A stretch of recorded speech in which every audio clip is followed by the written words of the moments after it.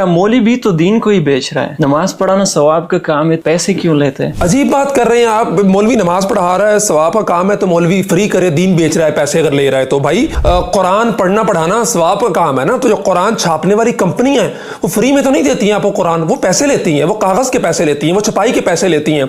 हज करना सवाब का काम है, फ़र्ज़ है। ट्रैवल एजेंसियां आपको मुफ्त में तो हज पे नहीं भेज देती, वो पैसे लेती हैं ना आपसे, जहाज़ वाले पैसे लेते हैं आपसे।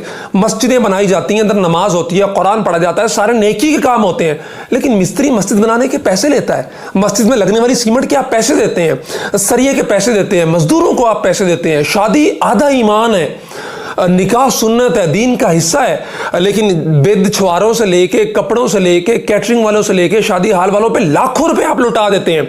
लेकिन अगर मौलवी को 5,000 रुपया, 10,000 रुपया, निकाह जिसने पढ़ाना है, आपके इस रिश्ते को हलाल करना है, अगर आपको देने पड़ जाए तो आपको मौत पड़ जाती है। अजीब बात कर रहे हैं आप। मौलवी हमारी नजरियाती सरहदों का मुहाफिज है, हमारे ईमान की फिक्र कर रहा है, हमारे दीन की फिक्र कर रहा है, तो उसका जो टाइम वो दे रहा है दीन के लिए, मस्जिद के लिए, पाबंद होकर बैठा है आपकी नमाज पढ़ाने के लिए, जनाजे पढ़ाने के लिए, आपके साथ दीनी मामलात के अंदर तावन करने के लिए, तो उसका नफा पूरा करना भी आपकी जिम्मेदारी है। 15-20 साल मौलवी बेचारे को हो गए, 15,000 20,000 रुपये तनख्वाह पे जो है ना वो नमाजें पढ़ाते हुए, आपकी दीनी ज़रूरियात का ख्याल करते हुए, अगर उस बेचारे ने तंग आके महंगाई के हाथों कह दिया आपको कि यार कुछ तनख्वाह बढ़ा दे, तो फौरन आपके मुंह पे आ जाता है कि जनाब ये दीन को बेच रहा है। अजीब बात है, बाकी किसी को नहीं आप कहते हैं। तो इस रविश को बदलना होगा।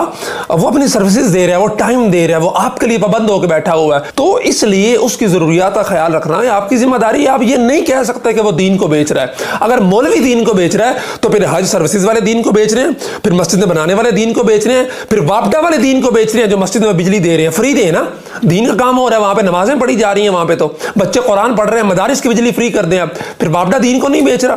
फिर ये शादियों वाले, कैटरिंग वाले, शादी हालों वाले और दीगर साजो सामान तैयार करने वाले दीन को नहीं बेच रहे हैं। एतराज सिर्फ मौलवी पे इसलिए है कि मौलवी कमजोर है।